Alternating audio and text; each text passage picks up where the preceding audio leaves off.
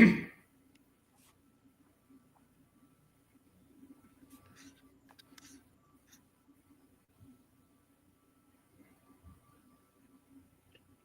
morning, everybody. Good afternoon, wherever you are joining us from. Welcome back, and we are on episode 3 of our series. Whether you're joining us for the first time, the second time, or the third time, we're very thankful for you, and we're excited to get to maturation. You're going to learn all about barrel aging. My name is Joe Nicole. I'm the Senior Brand Ambassador for Irish Whiskey here at Pernod Ricard in the USA. And again, if this is your first time and you're wondering kind of what's happening here, what's going on, we're doing a really cool series, and we did a collaboration with Portland Cocktail Week and Irish Distillers and Jameson Black Barrel. And we're bringing to the US for the first time this immersive course on the history of Irish whiskey and the production of Irish whiskey. And today we are joined by 3 very, very special guys. So far, you've gotten to meet the archivist, Carol Quinn, in episode 1. You got to meet the master distiller, Kevin O'Gorman, in episode 2. If you did miss those episodes, they're live on YouTube. They were amazing. Highly recommend going back and checking those out. But here on episode 3, of course, we are diving into maturation. So who better than to join us than these gentlemen here? We have Finbar Curran. He is the team lead of wood planning and maturation. And we also have Tommy Byrne. And we've met Kira McCardle. This is her counterpart. He is also a Whiskey Academy tutor, and he is an international brand ambassador as well at Irish Distillers.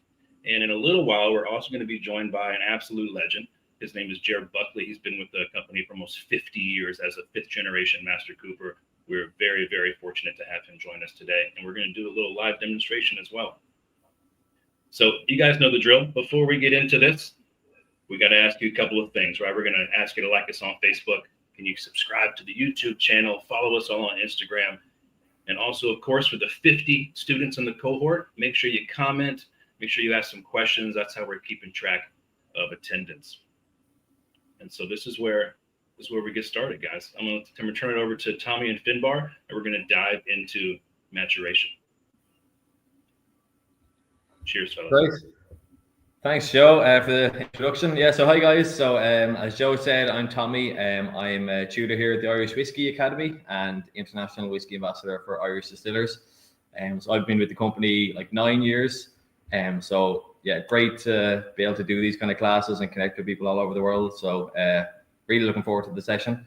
And Finbar here as well. Likewise, I suppose I'm with Irish Distillers about 13 years. So maturation team lead is my role.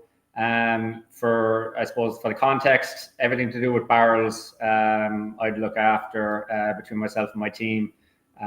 Love maturation, love what I do, and really delighted, I suppose, to be here to be able to share a couple of insights into how it all works. And delighted to be here.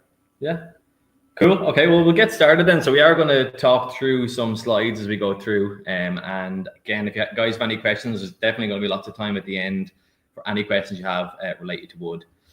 So we're going to go through the kind of science of the whiskey maturation, looking at the process itself, how the casks are initially made, the different casks we use, and what happens while the whiskey's in the cask. So yeah, we'll go through everything. And again, please give us some questions. That's what we love, Finbar especially. So just in case some of you weren't here for the earlier classes, I'm just going to do a very, very quick recap of the production process, basically how we've got to this point, and then we'll get stuck into the maturation. So you probably know we make 2 kind of key styles of whiskey here at Midleton Distillery. We make our single pot still whiskey. That's very much your traditional Irish style.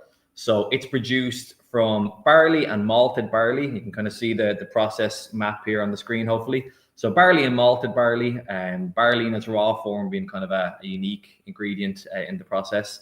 That's given a really nice silky texture. So we mill that, and we mill both the grains down to grist. We mix them together in what's called a mash tun. We then extract all the sugary liquid with a mash filter. We mix that with yeast and we let it ferment. And that's a really important stage because that's where we finally have alcohol. So in the fermentation process, we're coming out with a beer, which we call wash, in around 10% alcohol. Then you looked at the distillation process. So we triple distill that. think if you take nothing else away from these earlier classes, triple distilled is very, very important. There's a reason we put it on the bottle. So we triple distill that up to 84% alcohol, thereabouts. At that stage, it's pot still spirit. On the other side, we also make grain whiskey. There's a few key differences there. For grains, we're talking about maize and malted barley. Similar process, making a beer there again, but we distill in what are called column stills. Distill it even higher to about 94.5%. So that's a light, delicate grain spirit compared to a more full-bodied, aromatic, kind of silky, spicy pot still spirit. So that's what you've reached up to this point in the education. Today, we're looking at maturation, and that's symbolized by a cask on the screen there. So the nice thing to know is from here on, all of the stuff we're talking about today relates to any whiskey style that you produce in Ireland. The maturation law is the exact same, whether we're talking about pot still whiskey, grain whiskey, or if you're talking about any other whiskey style like malt. So we're going to go through the kind of whiskey law in Ireland. And again, it's applicable to all the styles. So we'll go through this in real intense detail throughout the next hour or so. But there's kind of a few key points to the legal side of maturation in Ireland. And we can really break it down in bullet points here. So the key one, which you might be aware of already, it's a minimum 3-year maturation in Ireland.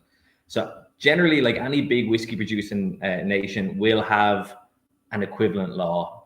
Think of this very much as being like a minimum standard. This isn't the goal. We're not saying, oh my God, we can't wait till this whiskey becomes 3 years old and then we can sell it. 3 years minimum is setting a minimum standard across the industry. It guarantees that any Irish whiskey on the market will meet that minimum standard. And, that way it helps the industry that way. Again, it's not a goal. We have whiskies, and I know throughout the course, we're going to be talking about lots of different whiskies that we produce on the site. So for example, like Redbreast 12-year-old.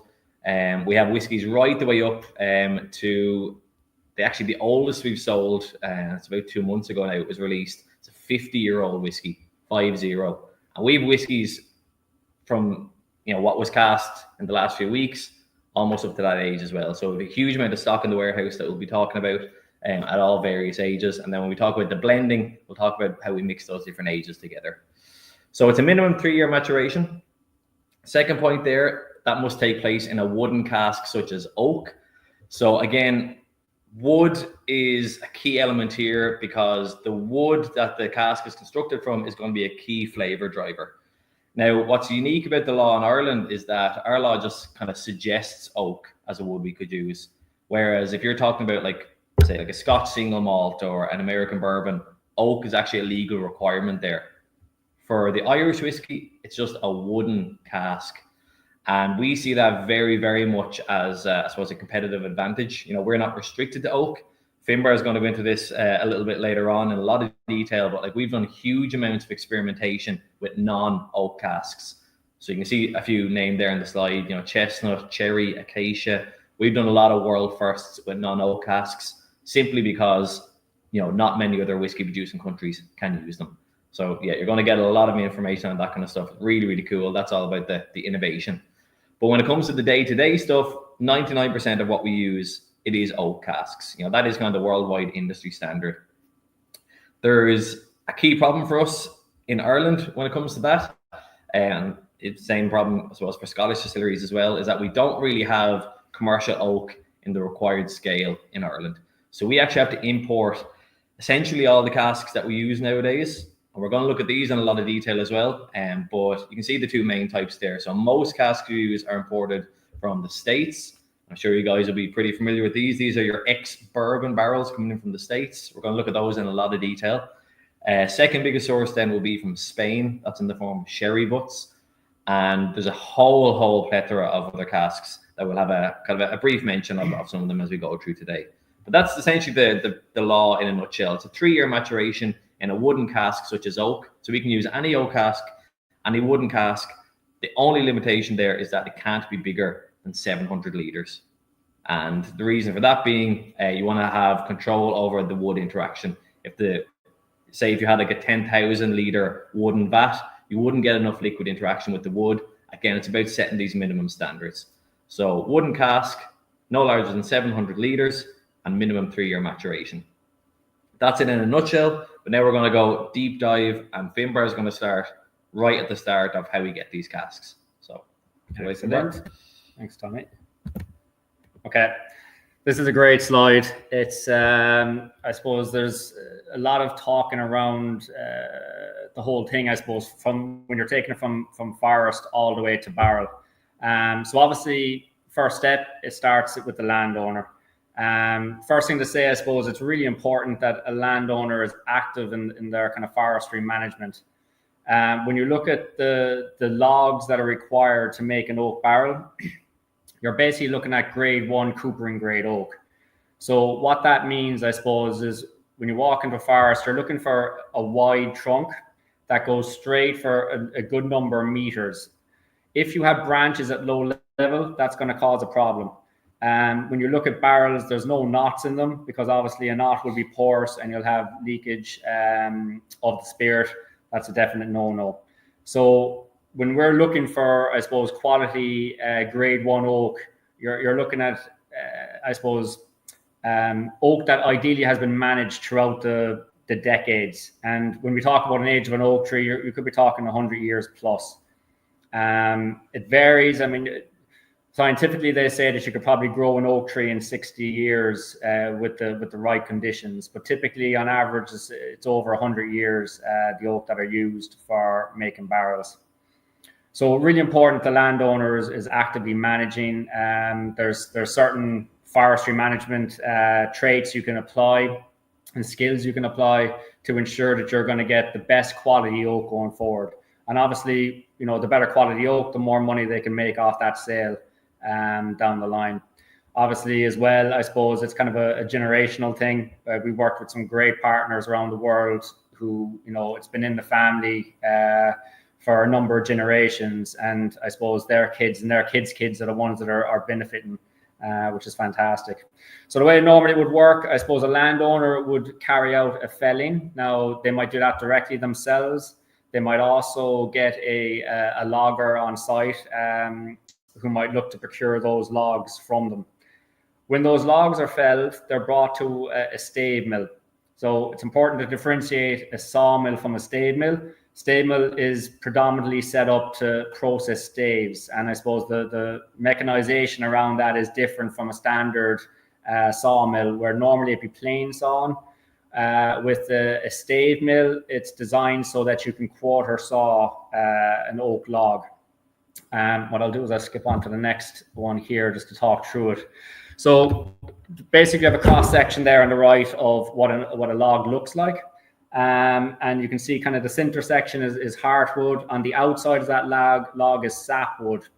You don't want any sapwood as such in your staves. So the top right hand icon there, picture, normally they'll basically half a log. They'll switch it up and orientate it, and they'll half that again. So you're basically breaking it into quadrants.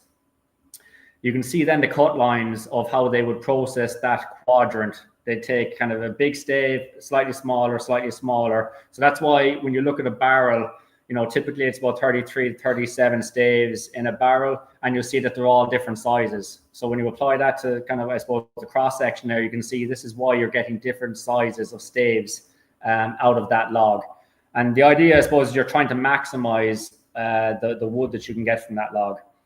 You don't want any sapwood in the stave because it's basically porous. It acts like a wick or a sponge. So if you ever see a barrel with sapwood, you'll see that the spirit just starts leaching out of it. So quality and attention to detail is obviously really important when they're processing those staves.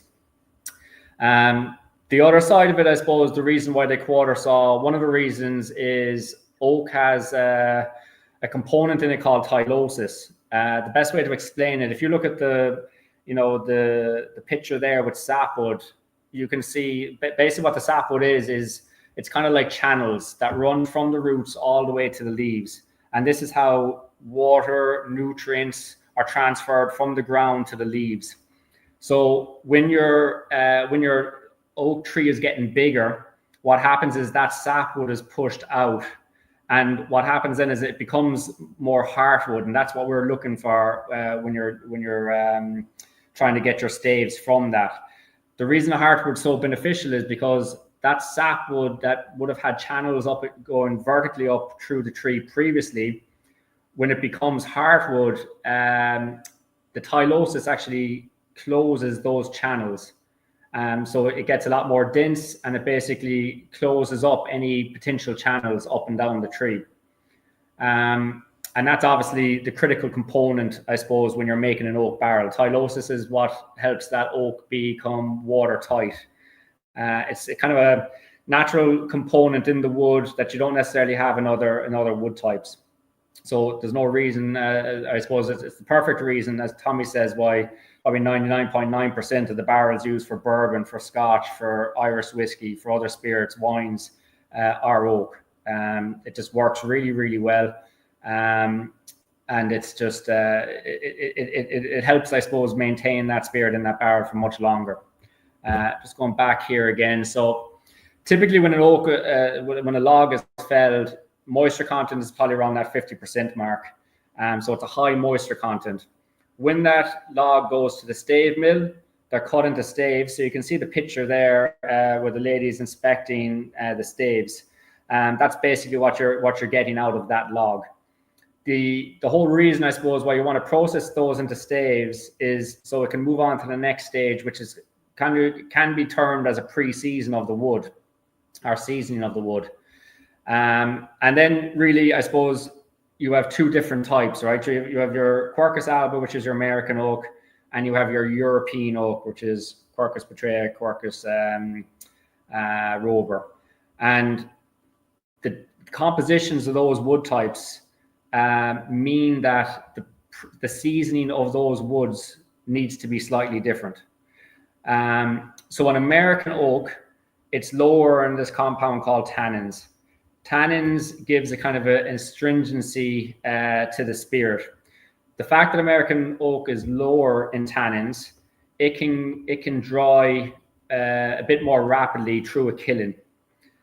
So a lot of the American oak that's used for American bourbon barrels would typically spend about 6 months air drying, and that moisture content will come from about 50% down to about 25% in those 6 months. So pretty rapid drop in those staves, and the way they stack them is kind of interlocked, so it allows airflow in and amongst those staves.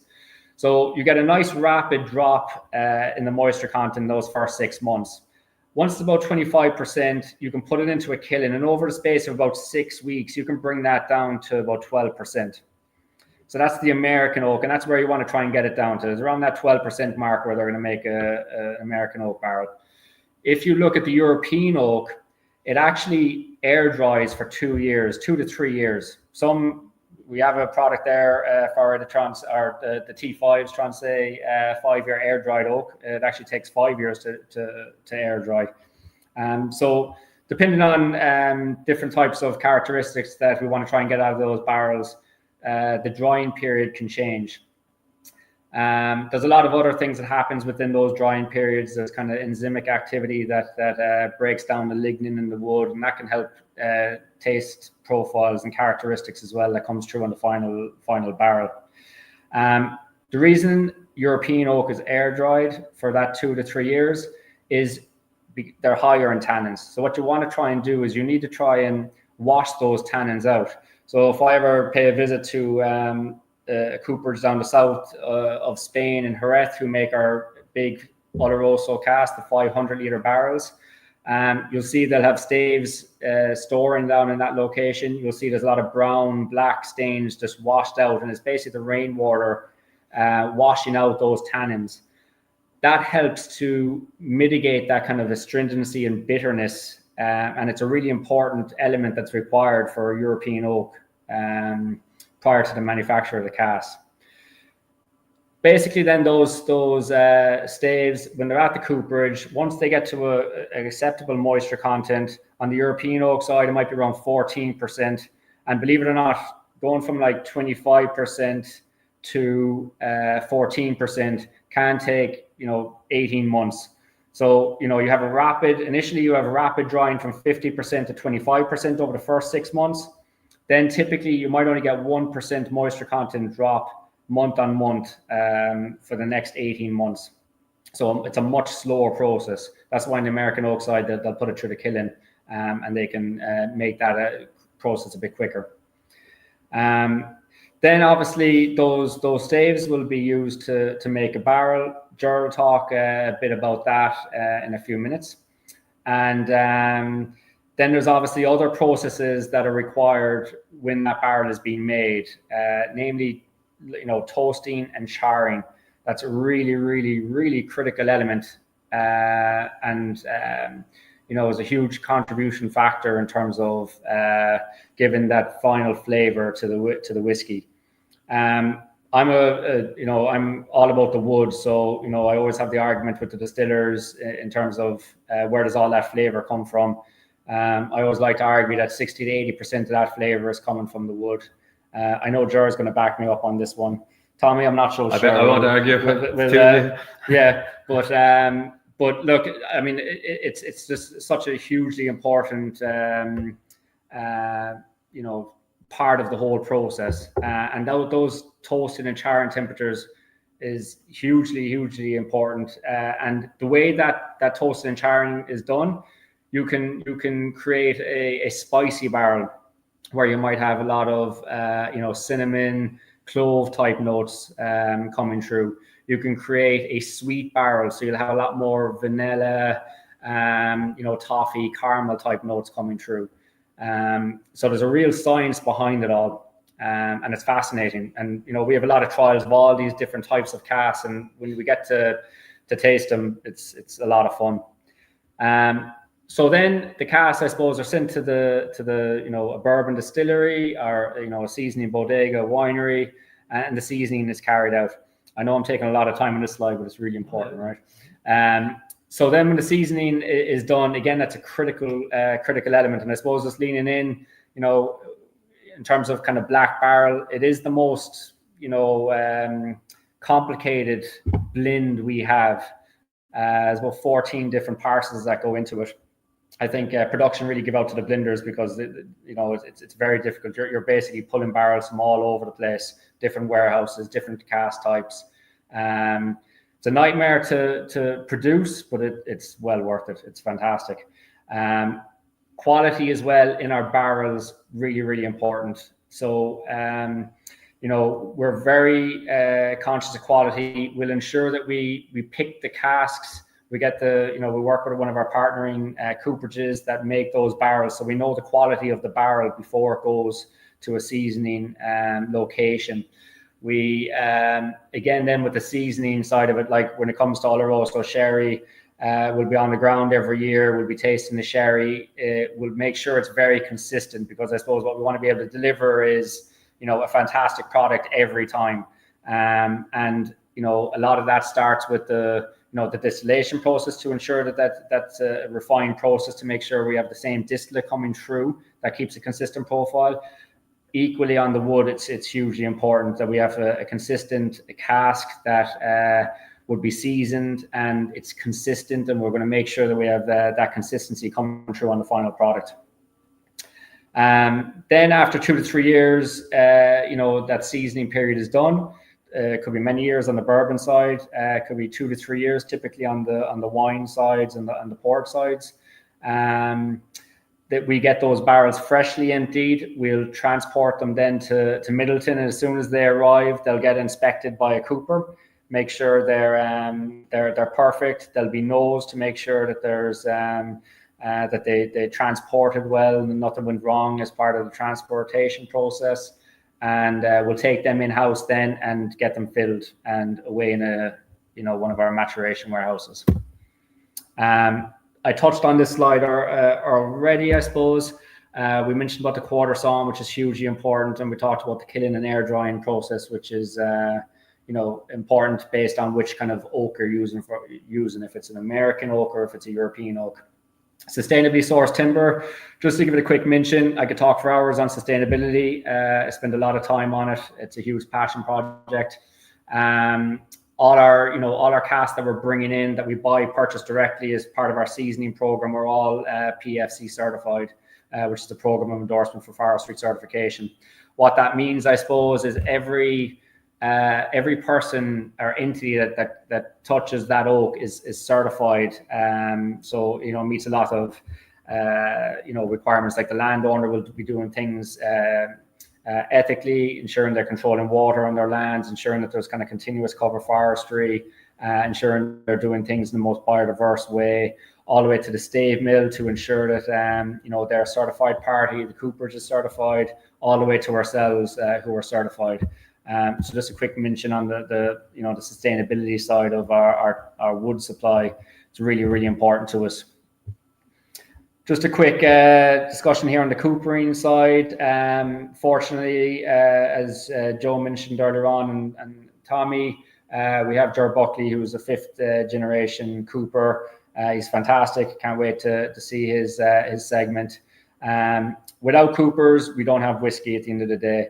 And when you look at any barrel that's made, it's a cooper is touching it. So whether it's a 5 litre barrel, 50 litre, 200 litre, 500 litre, they're just a critical part of how it all works. We do a lot of work in terms of getting the quality of the wood right. We do a lot of work getting the quality of the seasoning liquid right, but getting that cooper right as well. Unfortunately, we work with a number of cooperages around the world, and thankfully we are blessed with great coopers as well on site. And every cask that comes in here is going to be inspected, no matter all the American barrels, all our special casks, our European casks. Every cask is inspected, and I think it makes sure that, I suppose, we're going to be putting our liquid into something that we know isn't going to leak. Mentioned earlier, I suppose, toast levels and char levels. I'm a kind of a visual learner, so it's always good to see a picture of it and just to see the kind of differences. The toast levels are really, really important. From a technicality perspective, on the bourbon side, all bourbon has to be matured in a charred barrel, virgin oak barrel that's been charred. So, you'd have char 1, char 2, char 3, char 4. Char 4 would be, one of the most well-known ones. It's got the, sometimes referred to it like an alligator, looks like an alligator skin. So generally you'd have a good idea that if it's a char 4, when you see those kind of alligator type image on it. Char barrels would typically go through a toasting level first, and that toasting level is really important for the flavor. Char would generally be kind of that carbon layer that helps kind of take any kind of sulfur notes and things like that out of a new distilled spirit. But with the toasting levels, when I mentioned earlier about sweet barrels or spicy barrels, the toasting and how that's carried out can impact the final flavor of that spirit. So like a normal light toast might give you more kind of herbal, greeny, maybe earthy type characteristics. When you go up to the other end of the spectrum, your medium plus, your heavy, you'll get a lot more kind of sweetness coming out of it. Your vanilla type notes coming through. So it's really, really a critical, important element.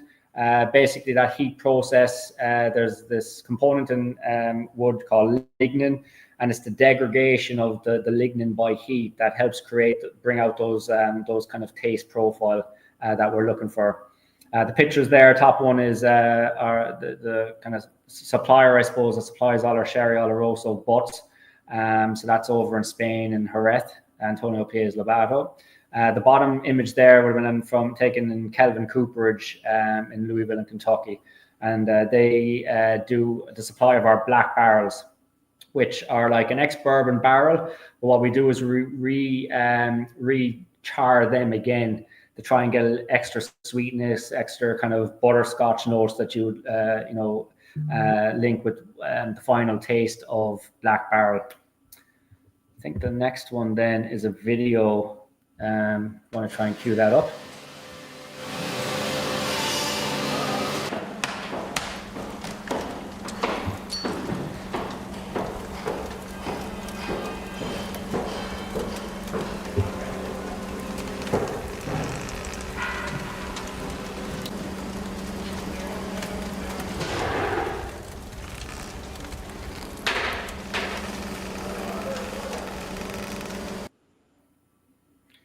So that was of the toasting process.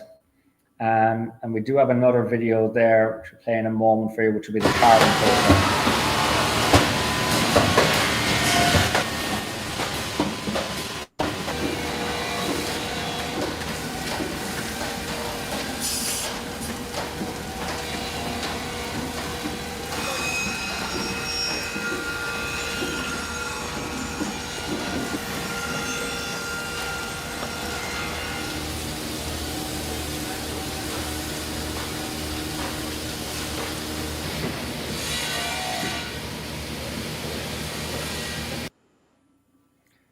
So there's a typical process you'd see in terms of how one of the black barrels will be generated. And so it's an ex-bourbon barrel that's already been seasoned. We'll take off the heads, rechar that again. And that's one of the kind of components, I suppose, that goes into black barrel. One of those 14 components that goes into black barrel. And I think next then we're going to be able to go over to Jer and see Jer do it. So I'm looking forward to this.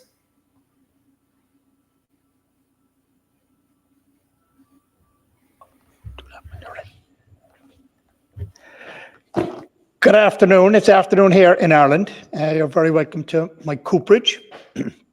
As Finbar and Tommy were saying, that I'm a fifth generation cooper. My family have been working, making barrels or repairing barrels for over 200 years. 50 years at it now myself. So just to start, two casks I have here. This is an American ex-bourbon cask. This is a ex-sherry cask, a butt. There are two main casks that we use in the distillery. As Finbar was explaining, we do use other types of casks to get other flavors, other types of wood, but these are our two main casks. The American cask, as Finbar was saying, is very sweet, got a lot of vanilla, caramel, quercus alba. The sherry cask is very dark fruits, nectarines, plums, very different taste. The other thing that's different between the two of them, as Finbar was explaining, was the toasting and the charring. On the American, you have this big char. And as you were saying, this is a really kind of high level char. And this one's what they call the alligator char, kind of level 4 or whatever. And then on the sherry cask, and typically in wine, it's just a toasting. Now, initially, this would have been done to bend the wood, to get this shape. So you don't bend these pieces one by one, you do it all in one go. You build your cask, you light a fire on the inside to heat the wood so it becomes a bit pliable. And then once you get it pliable enough, you can put a cable around the bottom of the cask, wind in the cable, put it in your whole cask, and now you get your shape. You get this shape. And that's initially how toasting was done, which is still done. And that's the difference between, say, a wine cask and American bourbon cask. Because one is charred, one is toasted. But as Finbar was saying, it's really important. And what we're doing is we're cooking the oak. If you don't do it, you'll have so much tannin in it, so many off flavors, even sulfur notes or whatever might come from the wood. It's almost undrinkable. So it's a really important process in the whole thing. This cask, the sherry cask, is identical to a Roman cask from 2,000 years ago. It's the same size, same capacity, same up here. There's no difference. The only difference now between this cask and the cask that I work on now is now I have steel hoops.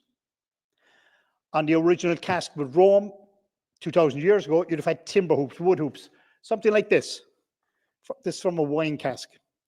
That would have been just lots of different timber hoops because metal was so expensive to make that you would only use it for tools or use it for weapons. So that's the only difference in this cask in that period. The American cask is typically what I would call a 40-gallon, whereas the European cask barrel was 36-gallon. That's the only major difference. The other thing is what type of tools I have. I have a Cooper's hammer, which is quite heavy. So excuse the noise. So I use heavier tools to do heavier work. If I had very light tools, I'd have to hit that so hard to get anywhere. The other tool I have is a driver. that sits on the cask. And when I hit the top of it, I can push the hoop down. So if I go on the top of the cask here, and as I often say to people, you don't want to be missing when you're doing that. You've got to hold the driver so your fingers don't show, so that if you do miss, it just goes down the side of the cask. So they're my most basic tools. In our history, in man's history, if you had this made out of stone or flint and you get a sharp edge on it, you create an axe. And what I have here is a cooper's broad axe. It's only beveled on one side. And it's for making staves. It's for carving. It's not for chopping wood. It's for carving wood. So if I take a stave, what I would do is start in the middle and work down and taking a piece off along the whole thing. And it looks clumsy, but it's actually a very clever tool. It gives a really good finish. You'd have no tool marks. If you watch any of the reconstruction of Notre Dame over the last couple of years, this is the tool they used to make that roof. All the beams had to be made as they were in the 12th century, and this is the axe they would have used. If I turn this axe towards myself, I get a whole other tool called an adze. And this is a cooper's adze. It's a very ancient word. Who knows what language it comes from? I might use it to pare the side of the cask down the stave. I can come across the stave. It's a very universal tool. It's a tool everybody would have had in woodworking over 100 years ago. So the other thing with these tools is that, as I said, they're dating back well over 100,000 years ago. They also developed in different cultures around the world. Native Americans had these. They would have had a stone adze, maybe out of flint or something, and they would use it to hollow canoes. They would burn a layer of charcoal in the canoe, chip it off, and keep burning down through it. So that's how they made their canoes. In New Zealand, an adze is a sacred tool. They do all their wood carving and all the hollowing out for canoes as well with an adze. So you'll see these tools around the world that developed almost independently. I'm really proud of the fact that I'm still using tools that are dating back that far in time. So other tools that I would have,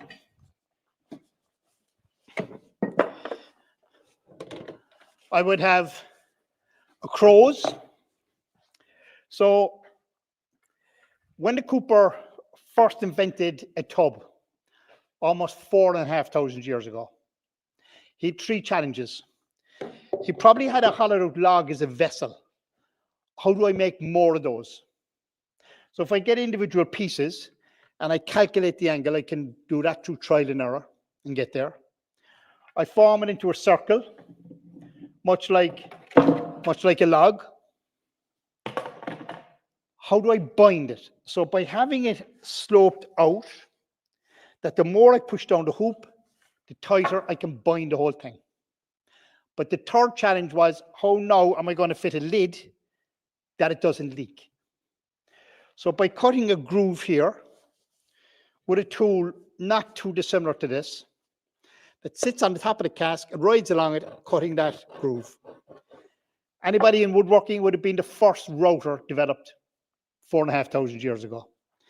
This one belonged to my grandfather, belonged to my dad, and now I have it. We've worn all this side down over generations, and I'm wearing the other side down. It's well over 100 years old. I've used it all my life, and I still use it. The next tools I have would be a compass. They come in different sizes.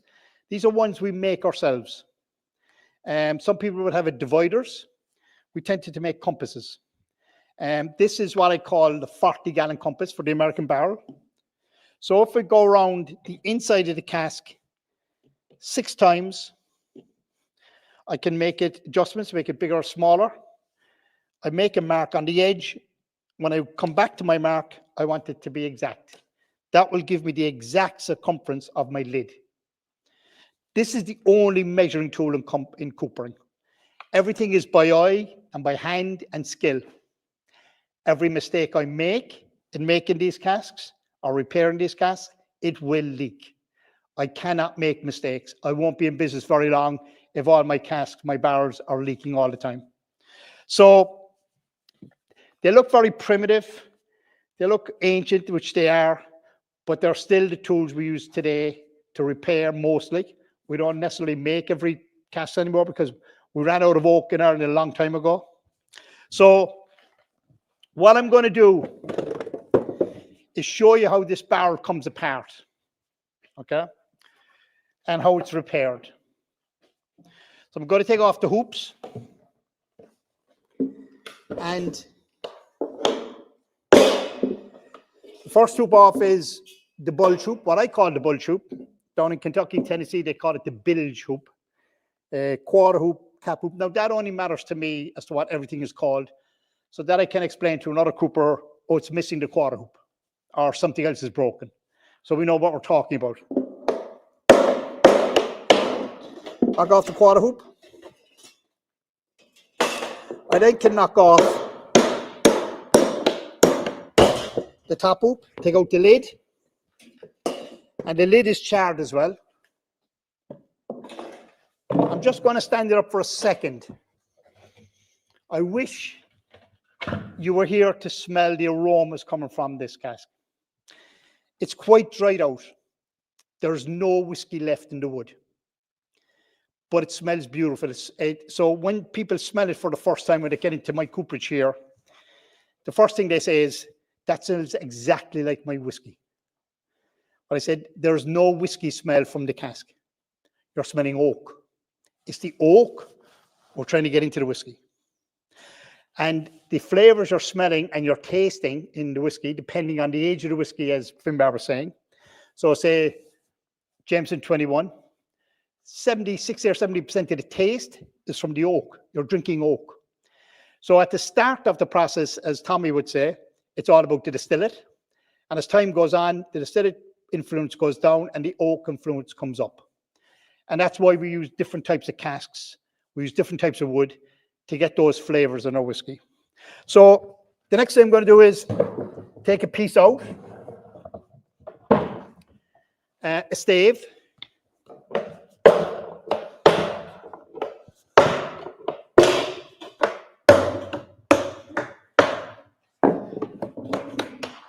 I can take all these hoops off, bar the top one. I leave the top one on, and then I can get it back together again. So if we take out the middle stave here, what we call the bung stave, so it's got a hole where we fill it and empty it. And you can see, and this is quite a medium char, as opposed to the first one I showed you, which was a heavy char. You can kind of see the whiskey line on it, the tide line, some people call it.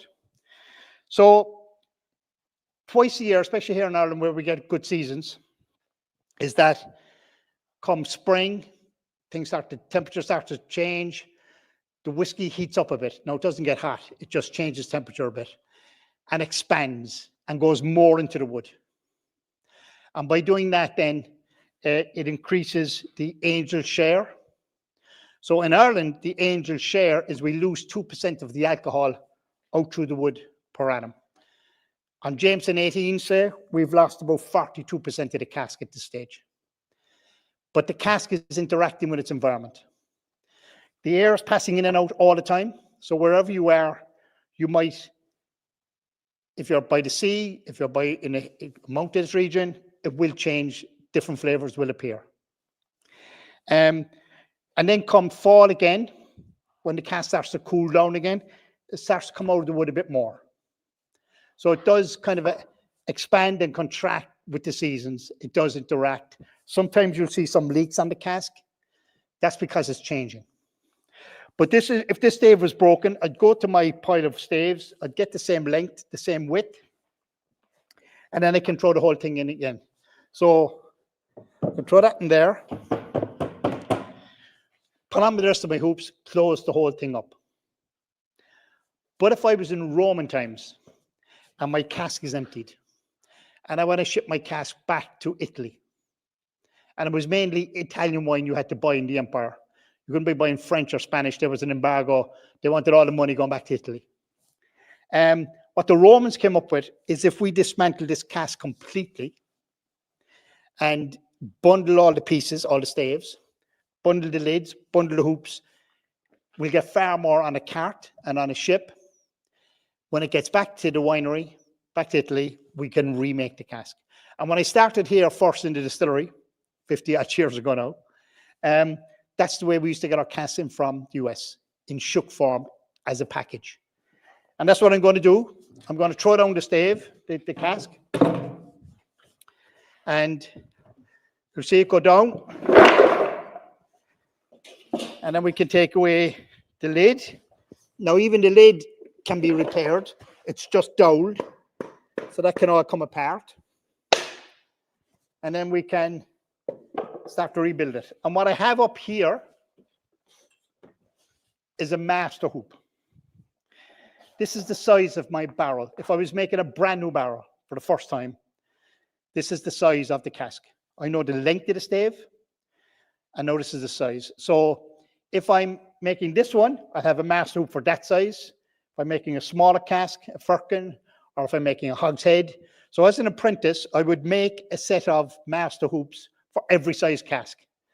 They would always stay with me behind my bench for future reference. The only thing I haven't done with this cask is I haven't numbered the pieces, the staves. I haven't gone 1, 2, 3, 4, 5 all the way around, which is what I should do to reassemble it. But because we don't have a lot of time today, I skipped that part. So my photographer here today, Henry, is going to help me. He's going to pass me the staves so I can assemble them. And so Henry is going to give me the staves. He's going to give me the chalk side first. So I'm putting them in a set, what I call a set of staves. And then I'll start to reassemble my cask. So if I was making a brand new barrel for the very first time, this is how I would assemble the staves. They'd come as a package like this. I remove the tie that's holding it together. Thank you. And put that stave there. Thank you. And normally I would have 27 to 30 odd staves. Modern cast now might have a bit more because it's gone very mechanized. Thank you, Henry. And you see, normally if they come in from America like this, I wouldn't need to be picking them up off the ground. They'd be already packaged together. The numbers would correspond. So I would go 1, 2, 3 all the way around. And that's all I'd watch for is the numbers. So it matches the one right next to it. Thank you. But if I was making a brand new cask for the very first time, what I would do is start off with a wide stave like that, up against my tie. I clamp it with the hoop up against my tie, and that frees my hand. Now I can pick a stave. So if I have a wide one, I'm going to go a thin one. I'm not going to go too wide again. I'm going to go another wide one. And then I'll go thin one, wide again, thin, and so on. And then I'll go a wider one again.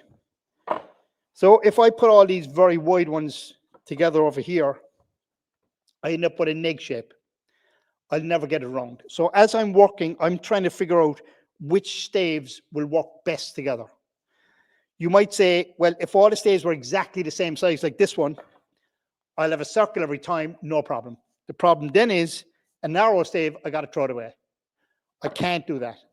I have to use all the wood I'm given. There's no such thing as throwing away a piece of oak because it might be gone too thin or whatever. Narrow, wide, and then we'll go a wider one next to get a narrow one. And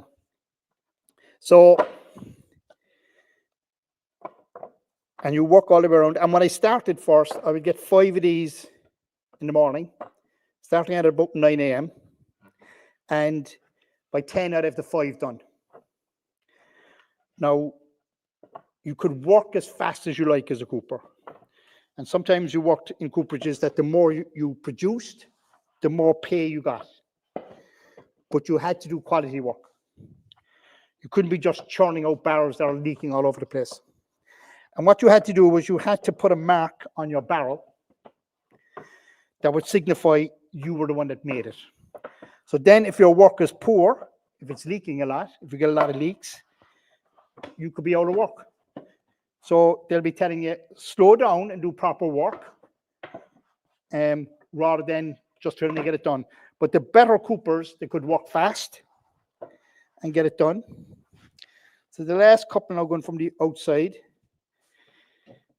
Okay, so I have to be careful with the hoop. If I bring up the hoop too fast, the whole thing will fall down again. So this one goes in from the outside. This one goes in from the outside. And we lift up the hoop another bit. Now there's a story I like to tell at this point. It wasn't, people have heard me tell this story a lot, but it wasn't unusual to have a drink in the cooperage. And by 4 o'clock, you could be, as we say in Ireland, well tipsy, could be well on your way. And the work starts to arrive in for the following day at 4 p.m. at least. And you said, you know what? I'm going to start one now for tomorrow. I'll have less to do tomorrow. It might be a Thursday. I'll have less to do on Friday. I'll have an easier day. I can knock off early. But it's 4 o'clock. You've been sipping away all day and you're not paying attention. And you're kind of on one leg at this stage in the day yourself. And your barrel starts to go a bit diagonal like that. And you finish the barrel because you're kind of, this is the way you are yourself. And anytime we saw that diagonal cask in a warehouse, we call it a drunken cask because the guy who made it was drunk to the Lord when he making it. So we're going to keep the cask straight, okay? And then we can start to put back on our hoops. And the hoops must go on in a certain way as well, which I'll explain in a minute why that's important, okay? And then we can start to tighten up.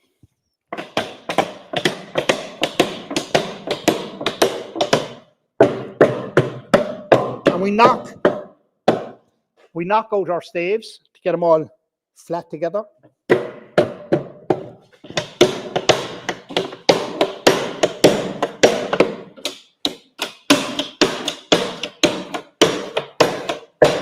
Now, I'm finished with my master hoop. That's only kept for making barrels. That goes up there. The groove is very up and down. I need to get that perfectly level. If I'm just slightly out by a fraction of an inch, it'll leak on both ends. So I got the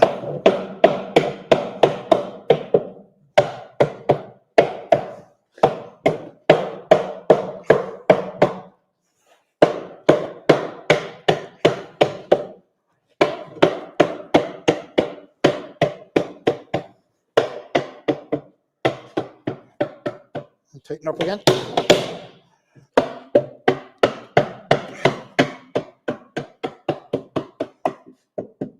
Now we're straight.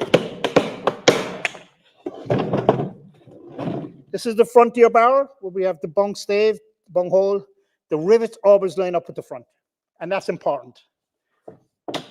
And I'm going to show you why. So if we take this head, this was the lines of the head. I'll try and show you a bit better. So the lines of the head is the direction of the grain of the wood. Usually when barrels are lying horizontal, you want the grain coming from floor to ceiling. So when you put another barrel on top, it can take the weight because that's the strength. If I turn it this way and the grain is coming this direction, there's no strength in the lid, in the head. If I put a barrel on top, that head then can buckle from the weight and it can leak. So I want to make sure I get it going the right direction. And that's to line it up with the rivets, because this would normally be facing up. Throw that in there.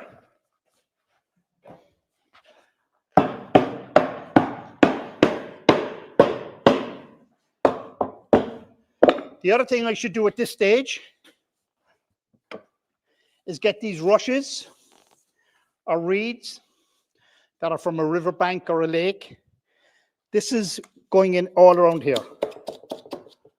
all around the top of the cask. This section here. It can also go down the side. I can split that hoop and make it, or that rush and make it flat. We'll go down the side to help me seal it along the edge if I have to. This is the only thing I have that can help me to seal the cask. I can't be using glue or silicone or anything like that because that will give off notes, off taste to the whiskey. So that's strictly forbidden. So I'm not going to continue on with that. It would take too long. But I'll finish up.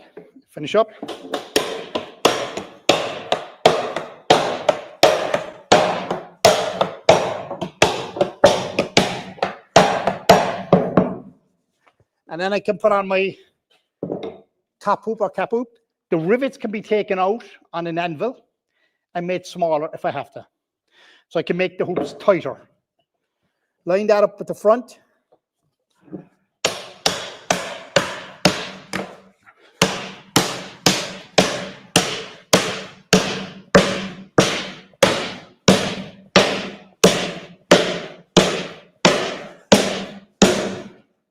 And I get my driver.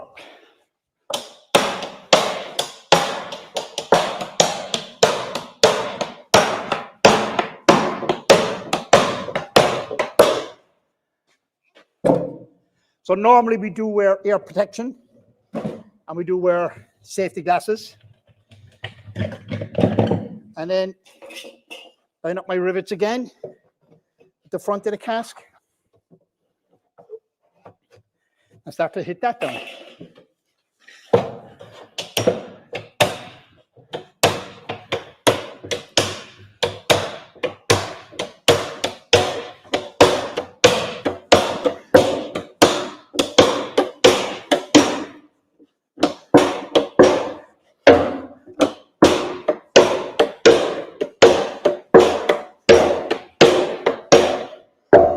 Bang out my staves.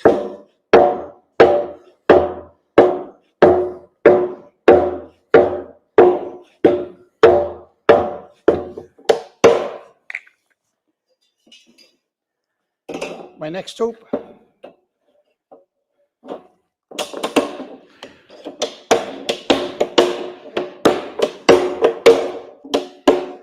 Now my next lid. So here in Middleton, we fill and empty through the top of the cask. Once the barrel goes on a pallet, it could be the butts, it could be the barrels. We have a big 3-inch hole. That's so air can escape as we're filling it. And then we suck out the whiskey when it comes back in to be emptied. So the barrel never comes off the pallet as long as it doesn't leak.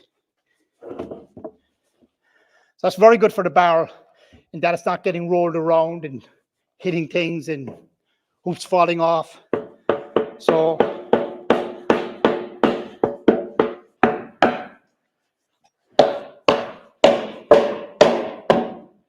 again, now I should go around that with a rush or reed.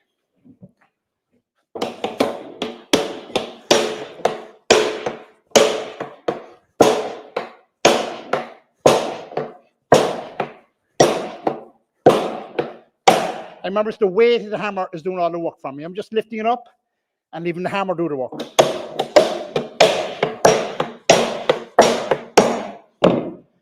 My next lid. There we go.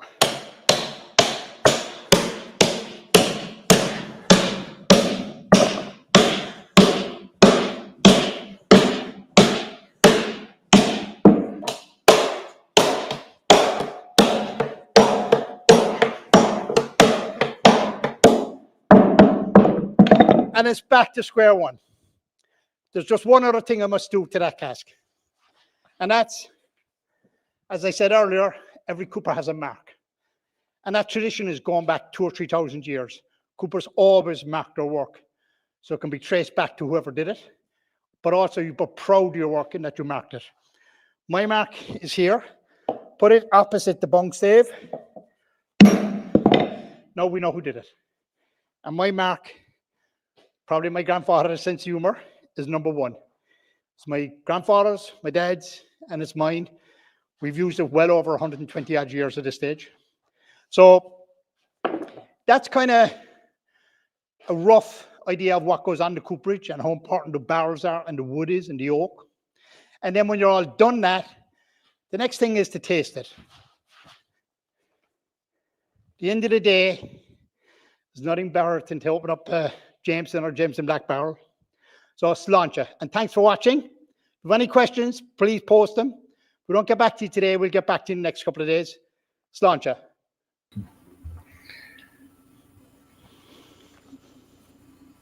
I'd watch Ger all day long. That's Amazing. great. Thank you, Jared. Sláinte. That's a tough act to follow. Yeah, man, it never gets old. I think I've seen him do that almost 10 times, and it's so cool and interesting every time. Yeah. Always learn something. He's a class act. Okay, yeah, amazing. So back to myself and Finbar then, guys. So I'm going to be talking for the first few slides. So obviously up to this point now, we have kind of talked about, how the casks are sourced and all the background work that Finbar went through, in the sense of ensuring that they're produced to our standards. And then, of course, that amazing demo from Ger, how the coopering on site feeds into that. We touched a little bit on the law regarding maturation at the start of the class. So we're going to go a bit more deep into this now. And the first slide I'm going to talk through here is the cask variations. So like cask is such a small term that covers such a wide variety of wooden vessels that we use. I've tried to kind of condense this into a few bullet points to kind of group certain aspects of this together.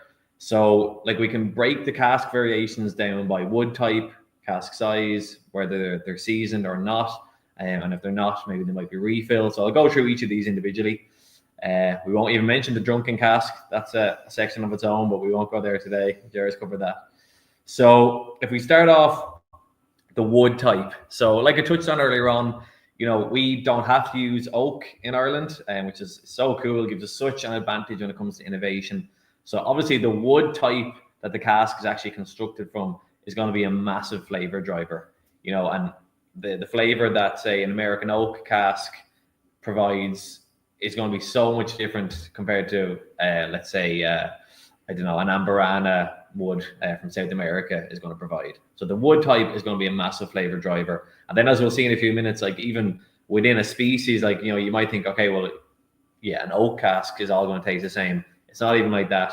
An American oak cask compared to a Spanish or a French or an Irish oak cask, again, you're going to get very different flavor profiles. So the wood type, absolutely integral to the flavor that's going to be imparted to the whiskey. The cask size then, very, very important. So like all these wooden vessels that we're going to talk about over the next while, they're all casks. Each specific cask size tends to kind of have its own names. Like you've got your 200-liter barrel, and we've talked about like your 500-liter butts. And then Finbar's going to go through a few more variations a little bit later on. Like I touched on earlier on, the one kind of limitation we have there, it is a 700-liter maximum. And again, that's to ensure a kind of a minimum standard of interaction between the wood and the liquid. Essentially, the smaller the cask is, the more wood surface area there is for the liquid to interact with. So we've actually used casks down as small as like 50 liters. So you're going to get a huge amount of wood interaction there. And then right the way up to, actually not too far off 700 as Finbar will talk later when we talk about the likes of the port casks and stuff. But again, that 700 liters there is to ensure that you're not using big, huge, giant wooden vat and kind of claiming that it's a cask. You have to have that limitation. The liquid seasoning is really important. So like I said at the start, the vast majority of the casks that we use have come from another country and have actually been used, or the industry term being seasoned, in another country before they come here. So if you can imagine, and the type of cask here is very important, but if you can imagine a bourbon barrel, so that cask has actually held bourbon compared to, say, for example, like a French wine cask or something like that. The liquid that the cask has held initially is obviously going to have an impact. It is imparting some flavor into the wood. That's going to be absorbed by the wood. And then, of course, when we take, what is an empty cask from America or Spain or France, it's an empty cask, but when we fill it with our spirit, then we're extracting wood influence, But of course, the influence of that original seasoning liquid is going to have a big impact. And we'll look at the two kind of main types in a few minutes. And then as well as that, two kind of other kind of variations, we do take in small volumes of what are called virgin casks. A virgin cask is essentially a cask that has not been used before. So virgin American oak, virgin Spanish oak, virgin Irish oak, we have used these casks. We're taking in small numbers every year, but we are using them. And the analogy I always come back to for cask is kind of think like a tea bag. Essentially, the first time you use a cask, you're going to get a huge amount of cask influence. And if it's a virgin cask, all that wood influence coming through really strong.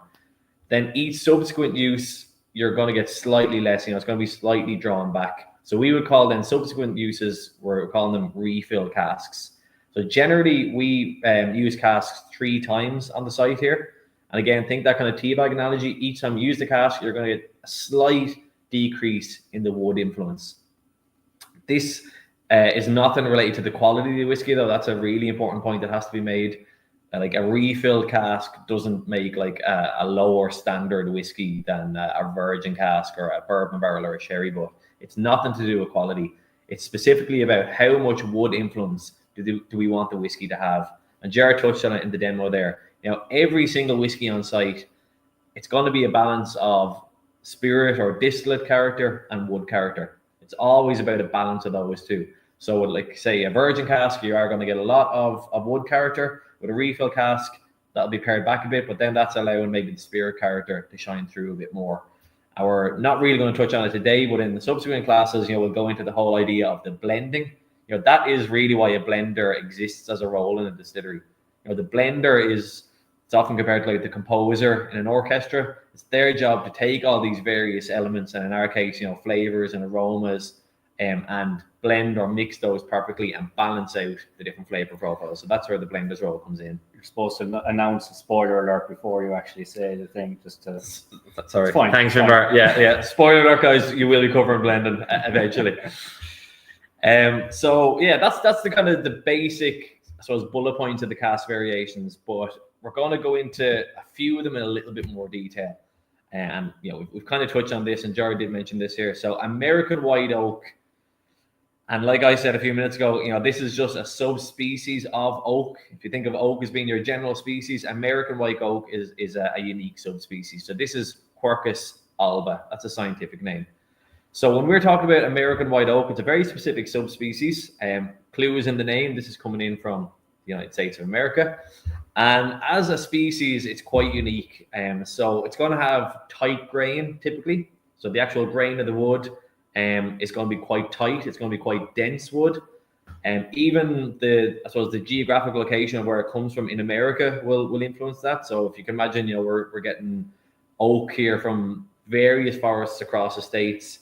For example, like Minnesota oak, you can imagine you get like quite harsh winters up there. That restricts how much the tree can grow. That is going to have quite a dense inner structure based on the environment it grows in. But in a general sense, tight grain, it also has high lactones. So now if we're thinking the kind of flavor profile we're getting, lactones, you're going to get a beautiful kind of coconut character there. Lots of vanilla. Finbar talked about the lignin being degraded into vanillin. So we're getting that lovely kind of vanilla flavor profile. And low tannins as well. So the tannins, like Finbar mentioned, they give you that kind of astringency, kind of mouthfeel, bitterness on the palate. Quite low in the American oak compared to what we're going to see in a few minutes, say, for the European oak. So it tends to be kiln dried in the States, and Finbar went through the reasons behind that. Flavor profile then, caramel, maple, kind of toffee sweetness. We talked about how the cooking of the wood in the heat treatment is going to give you a little bit of that sweet character as well. Toasted wood, sweet vanilla, the coconut, the lactones really shining through. And again, quite a soft mouthfeel compared to maybe some of the other casks that we'll look at. So the oak itself is the species, the American white oak. And obviously it's made into a cask. So we're talking here about American ex-bourbon barrels. So these are typically kiln dried. And then of course, like we talked about, charred on the inside. So that intense kind of heat treatment on the inside. 200 liters in size. And the key thing, and I suppose there's an obvious clue in the name here, these are used in the US bourbon industry before they come here to Middleton. That's why we call them an ex-bourbon barrel. You know, why do they not use them again in the States, you might be asked? Well, actually, it's ingrained in the law in the States. If you're making a bourbon whiskey, you must use a new charred cask every time. So they actually can't reuse them. It's great news for us. You know, as we said, we need to import the casks anyway. So we're getting them in from the bourbon industry. And if I skip down a line or two there, I mean, multiple suppliers involved here. Again, we track these right through the process, like Finbar talked about. So multiple kind of cooperages and distilleries at work here, supplying us barrels to our standard. They're all the top grade. And flavor-wise, vanilla, coconut, caramel sweetness, toasted wood. And think of this as very much being the kind of main building block of really every whiskey that comes out of Middleton Distillery almost. Like almost every single whiskey in our portfolio, aside from maybe some one-off kind of single casks and stuff, tend to have the ex-bourbon barrels in the mix. This is such an important flavor profile right across the brands. And that's why we need to import so much. So we've over 2 million casks in our warehouses, so an absolutely insane number of casks, and the vast majority of those would have started life as these bourbon barrels. So a huge flavor driver right across the ranges. We actually do get some kind of variants of these, and this is particularly relevant to Jameson Black Barrel. So the standard or the typical ex-bourbon barrel we take in, you know, it's been used once in the States, gets emptied, gets sent over here, and we fill it. If I give you two kind of variants of that, we do, and I think Finbar did actually touch on this earlier on, we do get small numbers of what I call double charred barrels. So basically the barrel will be used for bourbon, will be emptied, but then we'll actually get a second charring. So again, you're giving it that second heat treatment. We're going to get a huge amount of sweet character, more of that caramel, toffee, vanilla character coming through from our double char barrels. That's a really integral component of the Jameson Black Barrel blend. And that's actually where the kind of name came from originally, from that concept. These double char barrels burnt black on the inside. That's where the names come from. Another big influence, we do take in small numbers of the virgin American barrels. So again, that's a barrel that's made in the States, is charred, but doesn't get used to mature bourbon whiskey. It gets sent to Middleton for its first use. So think that tea bag analogy. Those virgin barrels give us a huge amount of flavor influence. In particular, you actually get some kind of slightly unique flavor profiles. There's a compound there called eugenol, which is a really nice kind of like almost like a clove kind of spice character coming through. You tend to get a lot of that in the first fill, so in these virgin casks. And then, of course, all that beautiful vanilla, lots of that lovely coconut, caramel sweetness coming through as well. But again, the kind of typical, if you want to think of it, the typical style coming in on the American oak side, American ex-bourbon barrel used once before in the States, sent over here, and again, giving us vanilla, coconut, caramel, toasted wood. Really integral to everything we do here. If we skip on then a little bit, like I said, oak, you know, it's not just every oak is the same. Oak has so many different subspecies, and even if we break it down to the European white oak, we can break this down into two different styles here. So we do use a lot of European white oak in our maturation here. You're talking about kind of two key subspecies here. We've got Quercus robur and Quercus petraea. So the majority that we would use will be the robur, but both these are kind of slightly different. If you're just as a brief descriptor, the Quercus robur tends to have quite a deep root network. So the roots of the actual tree itself go quite deep into the ground. The Quercus petraea, slightly different. It's more of a shallow root system, but because it's a shallow root, it spreads out very wide around the base of the tree. So the petraea, for example, grows really well on volcanic soil, which tends to be a little bit more shallow. And these growing conditions are going to impact the flavors that they give back. So with robur, you tend to get a lot of that lovely nutty character naturally coming through in the wood. Really nice kind of hazelnut, almond, this kind of natural flavor profile coming through. Whereas with the petraea, it tends to be a little bit pared back there. It's slightly more on the kind of a little bit more aromatic, maybe kind of slightly more to the kind of fruity side. And then once they're, you know, being made into casks, this is going to be air dried. The grain of white oak in Europe, medium grain. So it's a little bit more open. And again, growing conditions will affect that, the climate as well. And a lot of this comes from northern Portugal and northern Spain, where you do have quite a milder climate compared to other parts of the world, being near to the coast. The wood itself, though, has a really high tannin content. And Jar and Finbar both touched on this. Tannins are giving you that real astringent kind of bitter character on the palate. So you can really pick them up as the mouthfeel and from a flavor profile. European white oak has a lot of these. Like Finbar mentioned, in the kind of the initial stages of the cask and before it's even made into a cask, because it's dried outdoors, the idea is some of that tannin will be leached out of the process. So it's actually not as high here as it could have been, if you want to think it that way. But still a lot of tannin content coming through on the European casks. So flavor profile here, slightly different.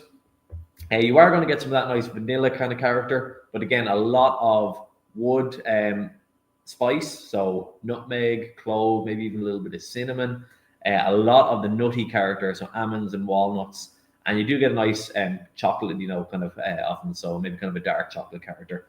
Definitely a drier palate. The tannins are really going to impact the palate there, so drier, a little bit more complex. So they're going to be made into a cask, so they're air dried, they're toasted, and made into a 500-litre cask, which is actually called a butt. So the butts are made by a cooperage. Finbar touched on the cooperage that we work with in Spain, Antonio Payet Labato. They're experts in the field here. They're making these butts, and then they're going to be seasoned for 2 years. And we're talking about sherry butts here because the vast majority of European oak casks that we use have been seasoned with sherry. So sherry is a type of fortified wine that's made in Spain. It's GI protected. It can only be made in Spain. And it is, as a style, it's actually quite broad. There's lots of different types of sherry, if you want to think of it that way. The vast majority of sherry butts which we take in are Oloroso sherry. So this is a particular style of sherry, slightly dry in character, but still quite fruity and nutty. So the cask will hold that Oloroso sherry for at least 2 years. Again, think about it's actually absorbing some of that sherry character, gets emptied, gets sent over here to Middleton. Take big numbers of these in because, again, they're really, really integral to a lot of the brands here. Jameson, absolutely integral. Redbreast, we're going to be talking about. It's kind of Redbreast sherry casks, kind of synonymous. Then also some of the other brands like the Spot whiskies, really, really important there as well. And yeah, a huge portion of the warehousing is devoted to these as a result. And the flavors we're going to get here, Oloroso sherry casks, you're talking dried fruits. That's like raisins, sultanas, figs, your wood spices, so your kind of cinnamon, nutmeg, clove, and again, as I mentioned, a lot of that kind of tannic character on the palate. We do get kind of variants of these. We've used some different sherry styles. So again, sherry is a very broad term. We've used Pedro Jimenez cream sherry casks. So for example, like Pedro Jimenez sherry, going to give you a really, really sweet fruit character in those. And then from the just general European oak perspective, Finbar is going to touch on it a little bit in the next slide, but we take in a lot of casks that will have been seasoned with various different types of wines and fortified wines that will have initially been constructed with European oak, but of course are going to have different flavor profiles then because of the liquid seasoning. But those two are really the bedrock of everything we do in Middleton. They're the real building blocks. The bourbon barrels from the States, the sherry butts from Spain, and again, in later classes, when we talk about the blending, we'll go a little bit more into how we kind of mix and match and balance those flavor profiles. But Finbar is going to take over now and talk about some of the more kind of unique and exotic casks we use. Cheers, Tommy. Okay, so I suppose when we talk about the different cask types we have on site, we have probably over 150 different cask types. And here's another selection of them, which are linked into some of our products. They all have a job to do. They're all there for a reason, whether it's, an existing product, whether it's for future innovation. And just to kind of run through these. So the first three are 500-litre casks, but, they're seasoned with Madeira wine, Marsala wine, and Malaga wine. Madeira wine will go into our blue spot. Marsala will go into our red spot. Malaga will go into our yellow spot. So that's all part of our spot series. And as Tom was mentioned earlier on, I suppose, the seasoned liquid is, a real key element on transferring their kind of taste characteristics to our final whiskey. So all these different casks that are seasoned with different liquid, they're going to have their own kind of character, I suppose, and that's what we're looking for. So those first three in the spots, really great whiskies if you ever have a chance to try them. The port pipe then, traditional port pipe is about 650 litre. So that's the biggest cask we have on site, is about 650 litre. I'm trying to get a 700 litre for a while, but push the law to max. No luck yet. So I suppose those casks would be in more redbreast, some of our redbreast editions. The Irish Oak Hogshead, it's made by Antonio Pies Lobata as well. So there's no cooper.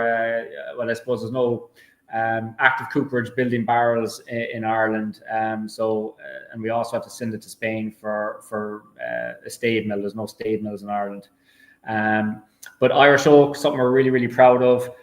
Production came up with the crazy idea of, when these logs were felled, we'd send them over, process it into staves, send it down to the cooperage and make a barrel. But we actually tracked each log separately. So the Irish Oak Hogsheads go into a brand, Middleton Very Rare, and it's Undar Gaelic, which is Irish for Irish oak. But as part of that Undar Gaelic series, we have there's a number of casks associated with a tree number. So if you look at that release, you have say spirit from tree number 1, tree number 2, tree number 3, and so on. So people would like to taste the different trees, even though they were grown in the same locality, which is fascinating from us from a kind of a science and research perspective, in terms of the variances that you can get, even when it's the same liquid put into trees grown in the same locality, but you can still get different taste characteristics coming through, which is fascinating. Wine casks, so one of the, say, a Bordeaux wine cask, are typically quintessentially probably about 225 litres, and between 225 to 228 normally. And we do get some Bordeaux wine casks from Chateau Louville Breton, and that's in our spot series as well. So that's Green Spot, and it's a Louville Chateau Louville Breton edition. And again, it's bringing its own characteristics in to the whiskey, kind of blackberries, black currants, those type of notes. And I suppose, Tommy was giving away a bit of a spoiler in terms of the blending class, but, everything that we kind of put together, that the blenders put together, what you're trying to do is layer tasting notes. You don't want anything that's just kind of one-dimensional, where it's just very wooded or very distillate driven. I suppose the objective of a blender is to try and layer that whiskey so it has a story to tell. So each time you go back to it, you're picking up something different. Leave it sit out in the room, leave it heat up a little bit. Again, you're picking up different tasting notes, and that's what we want to create, is something that has a lot of depth and character. And from my own perspective, when we're sourcing casks, what we want to try and do, we view a kind of cask like a spice rock for that blender. So it's we want to put as many options on the table as we can for the blender, so that they can pick this, pick that, and kind of create the spirits that we're known for. Beer casks as well. So you'd probably would have come across Jameson caskmates. So for instance, we put stout into an ex-bourbon cask. That stout would mature in those barrels. When it's finished maturation, we take the stout out, put in Jameson, and I think it's a great product as well. Again, it gives it, that beer gives a different dimension to Jameson. So that's just a selection, I suppose. We could, if we had more time, we talk it through the other 150, but that's just a taste, I suppose, for the moment. Need to go to bed at some stage. Exactly, yeah, and we're probably well over time as it is, but sure, we'll talk all day. Sweet chestnut as well, so species Castanea sativa. We did a release, I suppose. A Method of Madness is our innovation and experimental brand. One I have a lot of love for because that's where we have a lot of fun, I suppose, trialing the different wood types, as Tommy was mentioning earlier on. Chestnut was one of the first kind of wood types we've tried. It's been used in the wine industry for a period of time, not so much in the spirit industry. And as Tommy mentioned, I suppose, luckily on the Irish whiskey technical file, we're allowed to use all these other wood types, which is a whole lot of fun. Sweet chestnut was really successful. So typically be air dried. It's a wide grain, so it's porous. So, when I talked earlier on about tylosis and how it helps seal oak, we don't have that in chestnut. We have higher losses, but it just makes a fantastic whiskey, and it's hard not to put whiskey in it. A lot of taste notes: sweet fudge, creme brulee. For me, banoffee pie. I think there's a nice kind of banana note comes through it. Maple syrup as well, lashings of maple syrup. I love it. I think it's a fantastic cask to use. And we have that. I'll mention in a few minutes there that it's in Jameson triple as well, where it's a triple cask finish. So you have your ex-bourbon cask, you have your ex-sherry cask, and you have a sweet chestnut cask in there as well. If you haven't tasted it yet, try it. It's fantastic. We're really proud of it. So that's a great barrel. Just another one of those kind of different types of casks that we have. Just to give you some kind of examples, I suppose, on some of the innovations. I mentioned Method of Madness, so that's what the kind of the bottle looks like. It's our experimental brand. We could have a distillate experimentation or experimental distillate, and we can also have different wood types as well. So there's various different lines that we can use within that brand. Amberana was another one that Tommy mentioned earlier on, coming out of South America. It's a really great wood as well. It gives a lot of flavor very quickly. So we had kind of one of our single pot stills put into that, originally coming out of ex-bourbon barrels, and we put that into the Amberana for between 3 and 6 months, and we had massive flavor coming through. Marzipan is one that kind of sticks out. Really, really interesting. If you can get a hold of it again, I think any of those Method of Madness, that is fascinating. It's a whole new dimension to whiskey, which I suppose we're at the start of our exploration, and we just want to keep going with it. Middleton Very Rare Dark Gaelic, I mentioned that in terms of the Irish oak cask. So it's a single pot still. It's a premium product. When I mentioned that production came up with this bright idea, it's not easy when you're trying to separate a log and keep the cask separated as it goes through the stave milling process, the cooperage, in terms of building the cask, even the bottling side of it. Massive amount of work goes into it. But I just think it's a fascinating product as well, and one with a great story to tell. Jameson triple mentioned earlier on as well. So you have the inclusion of cask in there as well. Really great product. I'm obviously, it's like being a proud parent. I'm proud of everything that we do. So not enough superlatives, I suppose, but Green Spot, Chateau Louisville, Barton as well. So we mentioned about the Bordeaux wine cask. So you'd have kind of a spot DNA whiskey that's finished in Chateau Louisville, Barton casks. Really well received as well. Jameson Remix Caribbean Beats. Not a crazy notion we got more than 21 years ago, but we got some ex-rum casks. So again, it's another type of innovative cask that we use. They came out of Barbados, and that spirit sat in them for 18 years. After 18 years, we took it out. We put it into fresh rum cask as well from Havana. And again, really, really great product. Tommy mentioned the Pedro Jimenez casks as well. It's a really, really sweet style of sherry. It makes fantastic whiskey. We're really, really proud of Redbreast as well as a brand, and that's a great addition if you get an opportunity to try that as well. Again, I preach about all these casks and all these innovations. I'm looking at it from a cask perspective. I'm really, really proud of those casks that go into those products, as well as Black Barrel. As we mentioned earlier, I suppose it is one of those most complicated blends. So, but really proud of it. And I think that's all the slides we have. So we'll be happy to kind of take some questions. Amazing. And answer them if that helps. Thank you so much, guys. That was really was amazing and special. I'm sure everybody will agree with me. That was a lot of information. All right. Very cool. Jerry, how you doing? You settled in your seat there, bud? There he is. There's only a few questions so far. There I am, yeah. Two for you guys.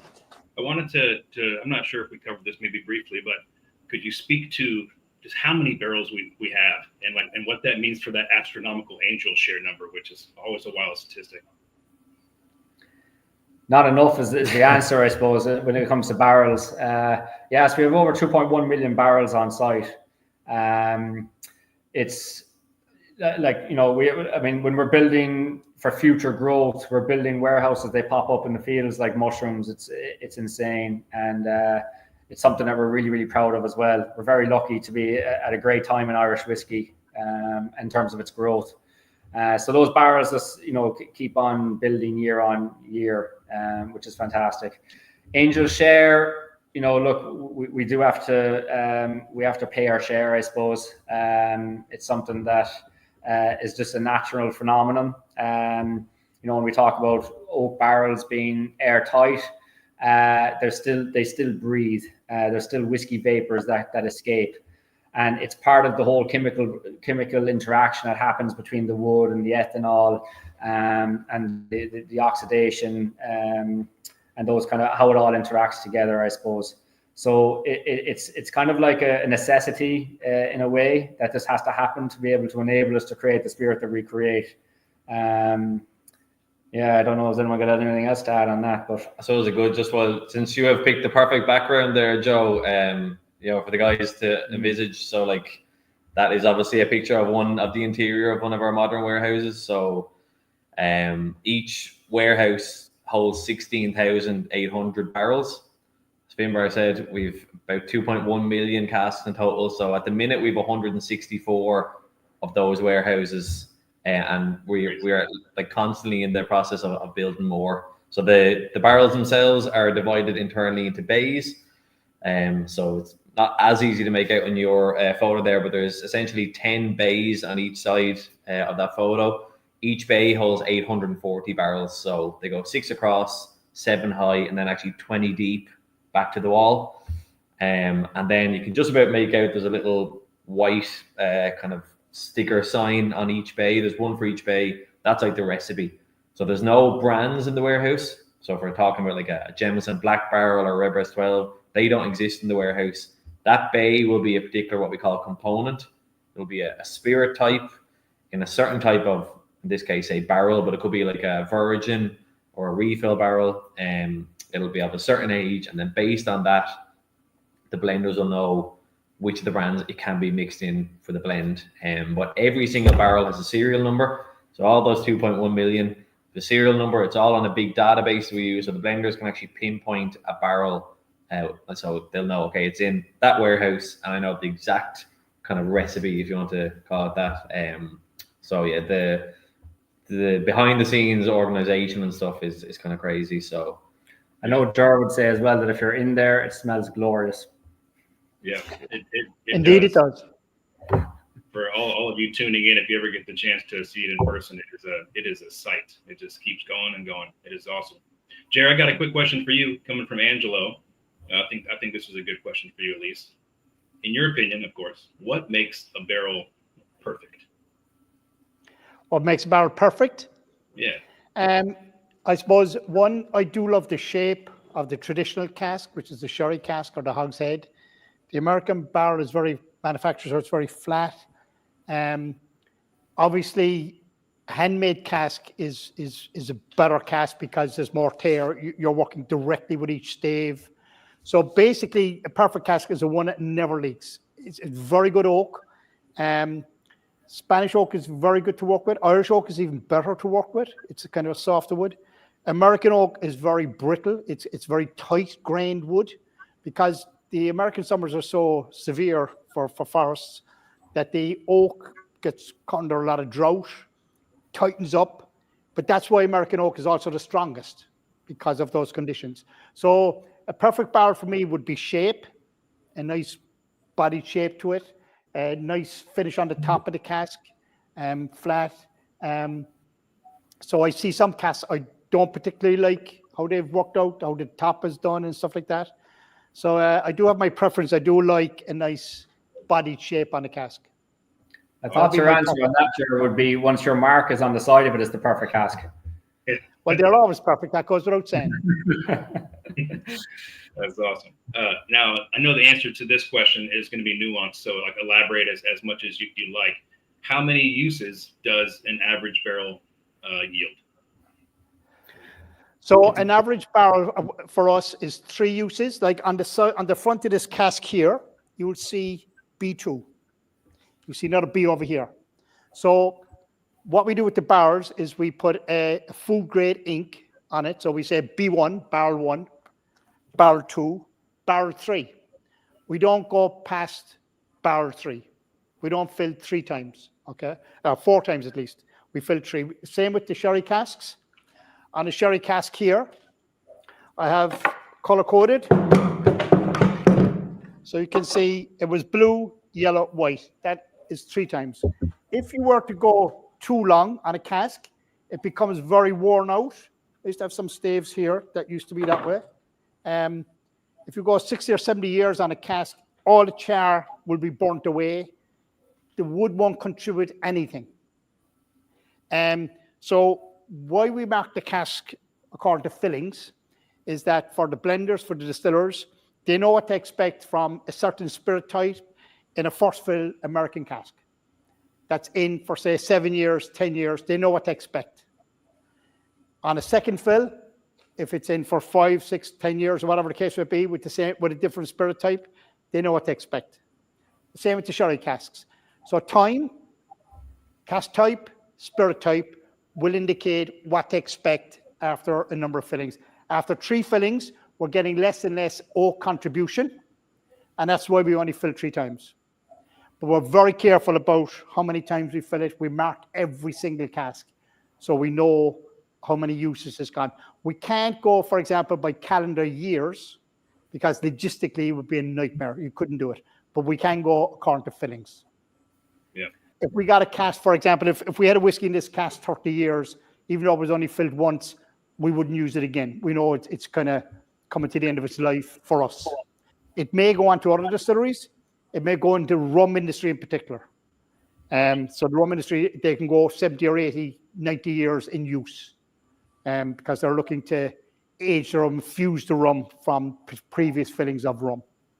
So yeah, so that's how many times we fill a cask. Thank you. And again, I think like key point is like it's nothing to do with quality as well, because I know I've often get asked that in the academy. Like people say, "Oh, you know, is the third use cask just for like the lower quality whiskey?" Not that we make any lower quality whiskey, but again, the fill of the cask has nothing to do with the quality. It's how much wood influence you want to give or not give. One of the most expensive whiskeys we've ever sold or produced. We just finished the completion of a series called the Silent Distillery editions, and first variant there, like a 45-year-old, like we've used like a third fill sherry butt for a whiskey that was, you know, not cheap, let's put it that way. But over the course of that really long maturation, you know, it had plenty of time for a third fill cask to gently impart its flavor over such a long period of time. So yeah, it's nothing to do with quality, it's just to do with the style of the whiskey. Yeah, thank you. And this next question, I actually wrote this down, Daniela, as well for myself, so we're thinking on the same page. This is probably a question for Finbar. This is about forecasting, and we know trends change in drinking, and you always got to kind of look ahead.